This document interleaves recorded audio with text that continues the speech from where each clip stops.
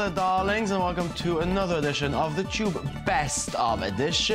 And if you're wondering what we're going to talk about this week that's made our week, well, we're going to start in 3, 2, 1. With me in the studio are dumb and, well, dumber, Shai Ringel and Amit Kling. How was your week, boys? Well, ironically, I had a realization this week that this is not an intellectual phase. I agree. I know. I had a realization this week that this is not an intellectual phase at all. Took you a long time, man. I know. Dumb and Dumber. Okay, let's start. The Pirate Bay and several other torrent websites disappeared from the internet on Tuesday.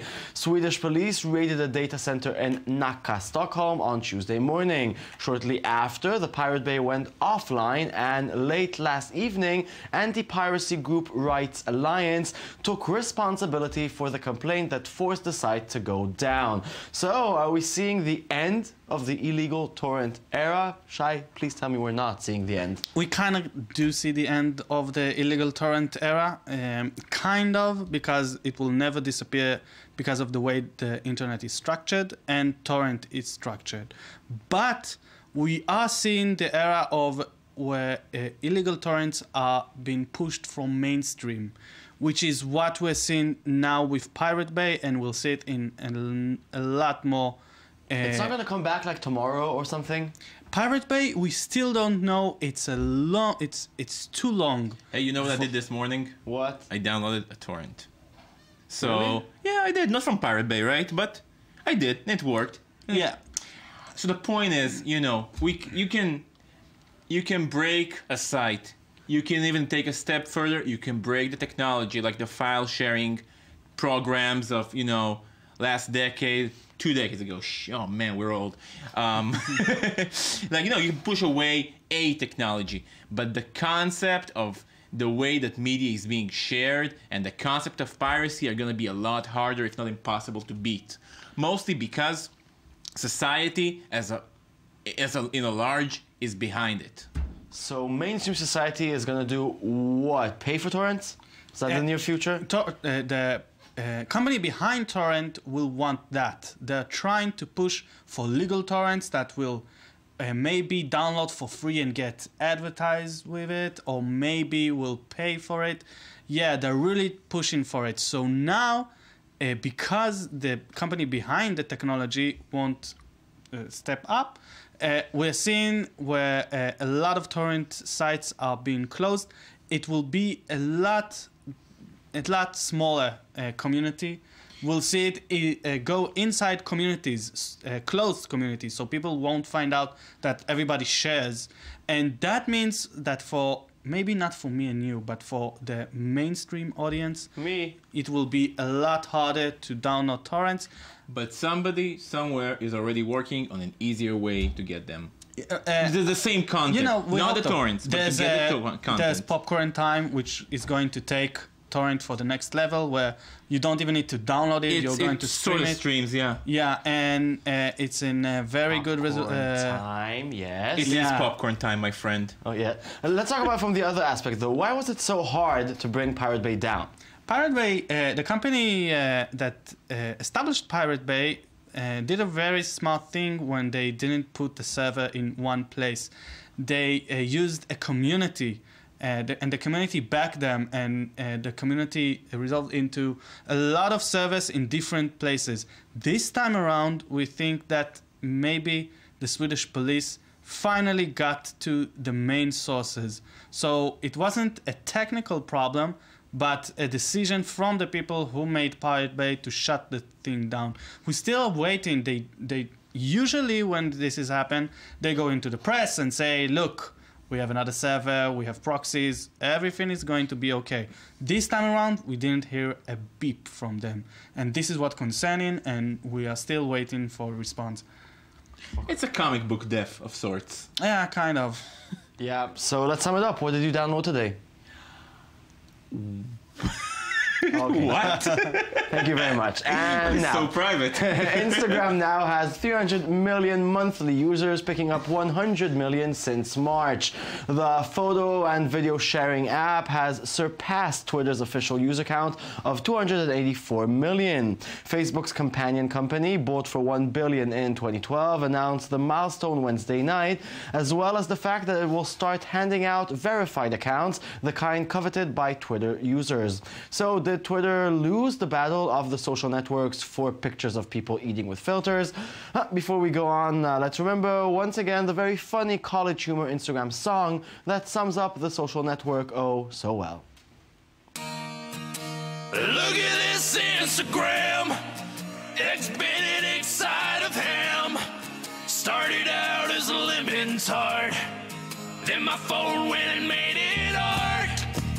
And these are my fingernails. The beauty is in the details. Drinking my ties on a cruise. Just a coincidence is all so blue. I'ma take a photo of an old door. Every sign out in front of an abandoned store. It's such a thrill to add a filter. Lo-fi, lo-fi. Every time a thing reminds me of a penis. Every fortune cookie fortune that I've ever seen is on my feed. It's guaranteed with 5 likes, 5 likes.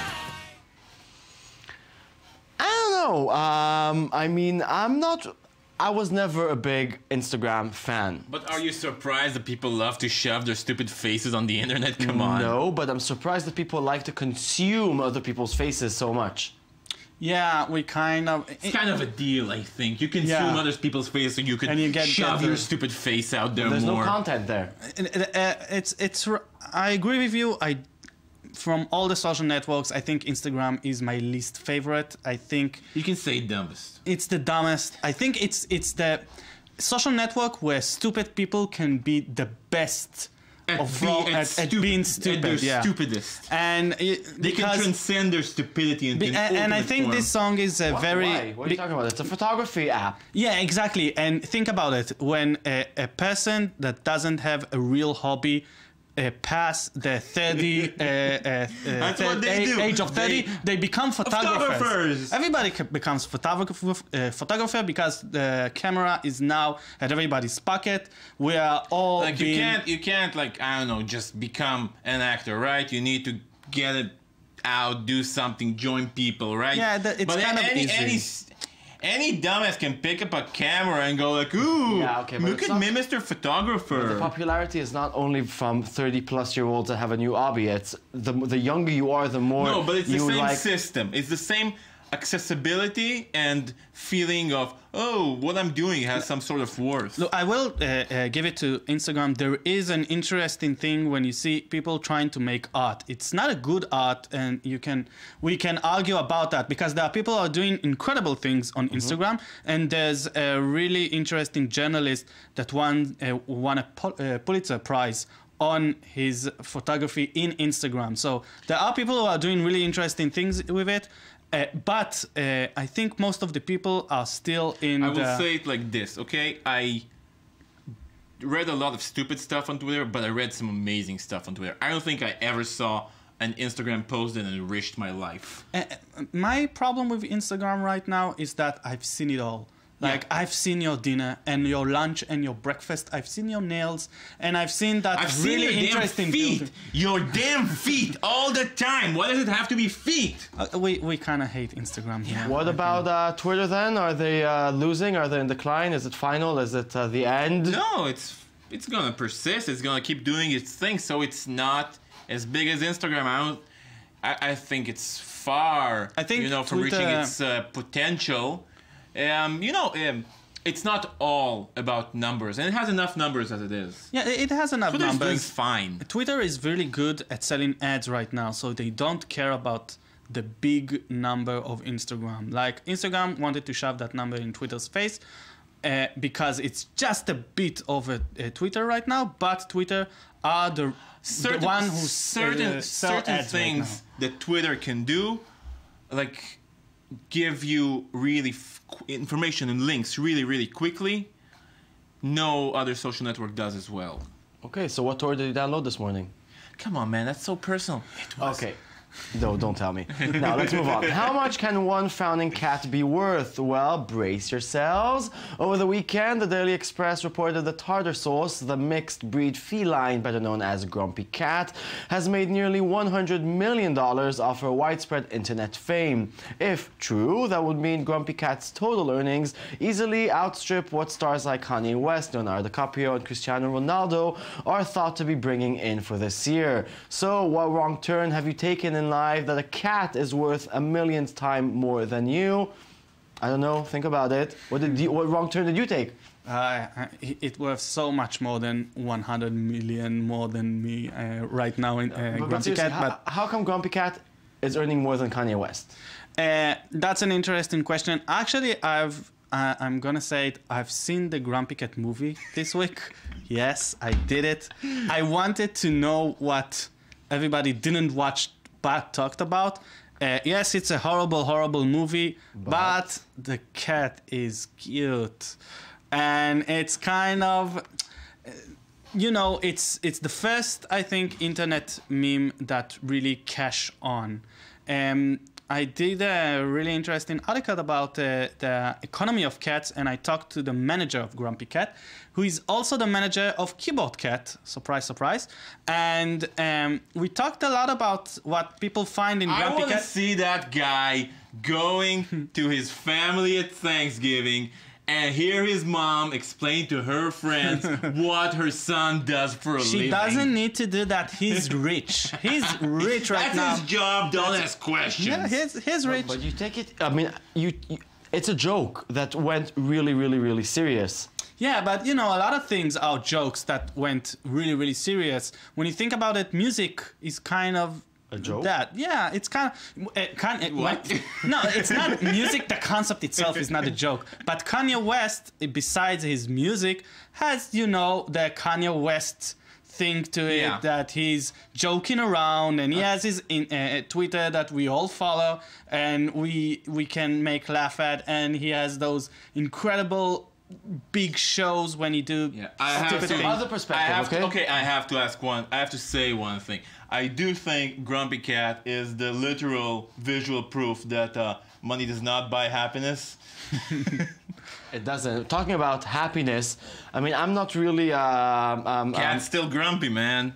Yeah, but making a cat a superstar, doesn't it mean that you need to like move him around a lot and, Yeah, there's and do all these stuff that a cat is not necessarily into doing? There's actually Yeah. a big concern about it, and Grumpy Cat is she's been flown to all over the place, and I talked about it with her manager, and he said that she's fine and she's been really fed, but they take her on a plane to conventions. Look, man, they child stars, they move them around, they do things to them that should not be done to children, and most people don't care. The few people who do care go like, hey, it's a child. Yeah, I think Nobody really cares about Let's the cat. not talk about the cat because I don't like the cat anymore. Let's talk about meme economy though. Is that a thing that can actually happen, or this is a one-time? Oh, it thing? is a thing. It's And already it is happening. It's already happening.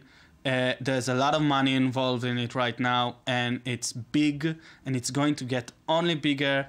And these are the new superstars, man. Hope that you find a crippled cat with a twisted face, because that's what she is technically. Like this is a feline disability that causes this expression, you know?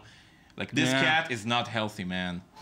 But Audrey Plaza does do a good job with I her am voice. sick of Aubrey Plaza. Say no more. Okay, let's move on to something more, well, less grumpy. Okay, let's end our week with YouTube's Rewind celebrating 2014 on YouTube. It's definitely been, well, a good year.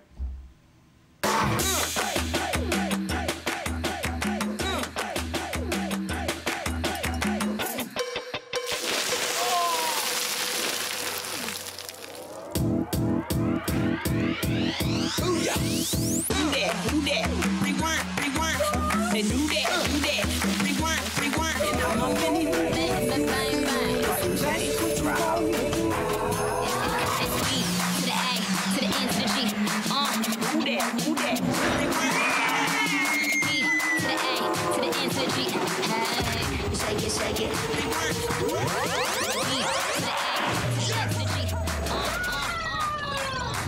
Good evening, I'm John Oliver. Our top story tonight, YouTube Rewind 2014. What are you, old kid president? What? Whoa! Whoa! Whoa! Oh, big bird. My next guest is going to be, hello. Funny, we like the video. Yeah, it's cute. Yeah, it's cute. It's well done. It's well executed. It's well done and it's cute. Okay, well, thank you very much, Amit. Thank you very much, Shai. Enjoy the rest of your weekend. And you, enjoy the rest of your weekend. We'll be back on Monday with a brand new show of The Tube. Reruns of this weekend edition will, well, run and rerun and rerun. Log on to our Twitter and our Tumblr. It's TheTube24. And always remember, talent, you especially remember that, talent does what it can. Genius, you remember that part, does what it must.